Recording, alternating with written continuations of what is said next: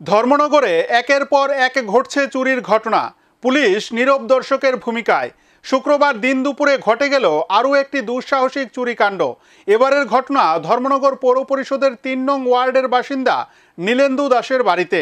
খবর পেয়ে ঘটনাস্থলে উপস্থিত হয়ে ধর্মনগর থানার পুলিশ বাকি চুরির ঘটনাগুলোর মতোই মালিকের কাছ থেকে বিবরণ শুনে ডায়েরিতে লিপিবদ্ধ করে চলে যান। এদিকে বাড়ির মালিক জানিয়েছেন, ওনার স্ত্রী আত্মীয়ের বাড়িতে গিয়েছিলেন সামাজিক অনুষ্ঠানে। উনার মাও ছিলেন না বাড়িতে, আর উনি কর্মসূত্রে বাড়ি থেকে বেরিয়ে গিয়েছিলেন। নির্জনতার এই সুযোগকে কাজে লাগিয়ে চোরের দল দিন দুপুরে চুরিকাণ্ড সংঘটিত করলো। এখন দেখার পুলিশ চোর ধরতে কতটা সময় নেয়। আমার বউ আমার জ্যেষ্ঠ শালীর বার্থডে ছিল কালকে, তো কৈলাসহরে।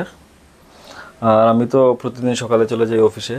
আমার মা, আমার এক পিসামশাই মারা গেছেন, তো মা ওনার বাড়িতে গেছেন ওই 12টা 1টার দিকে, 1টার দিকে।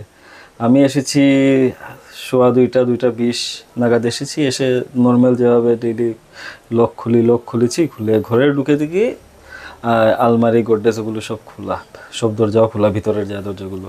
তো মাকে ফোন করলাম সাথে সাথে। ফোন করার পরে মাকে বললাম, যে জিজ্ঞেস করলাম যে এটা কি হ্যাঁ তোমরা খুলে গেছো? হলে না। সাথে সাথে ডাউট হয়েছে, তো সাথে সাথে পাশের বাড়িতে ডাকলাম, ওরা আসলো। তারপর পুরো ঘর তদন্ত করে দেখলাম পিছনের কিভাবে ঢুকেছে চোর। পিছনের জানলার 2টা রড ভাঙ্গা, ওই রড ভেঙে ঢুকেছে। তারপর ওরা প্রথমে ট্রাই করেছে আমার ঘরের দিকে 2 ঘরের দরজা ভাঙ্গা, তাহলে এই 3 নম্বর দরজাটা খুলতে পারেনি। তাই ওরা আবার রান্নাঘরের দিকে এসে এখানের দরজাটা ভেঙে পুরো ঘর যা ছিল সব, মানে পুরো তন্ন করে মানে ইয়ে করেছে, যা ছিল সব নিয়ে গেছে পুরো। কত টাকা হবে মিনিমাম আপনার ক্ষয়ক্ষতি হয়েছে? ক্যাশ টাকা তেমন নেই। ক্যাশ টাকা মার এসএসজি গ্রুপের 500-600 টাকার মতো ছিল। আর আমার বইয়ের অফিসের বোধহয় 1,500 বা 2,000 এরকম হবে, বেশি হবে না।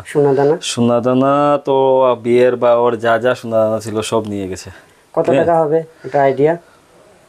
4.5-5 তো হবে মিনিমাম, 4.5-5 লাখের উপরে হবে। আপনার নামটা? আমার নাম নীলেন্দু দাস। আপনার মার নাম? পুষ্প দাস।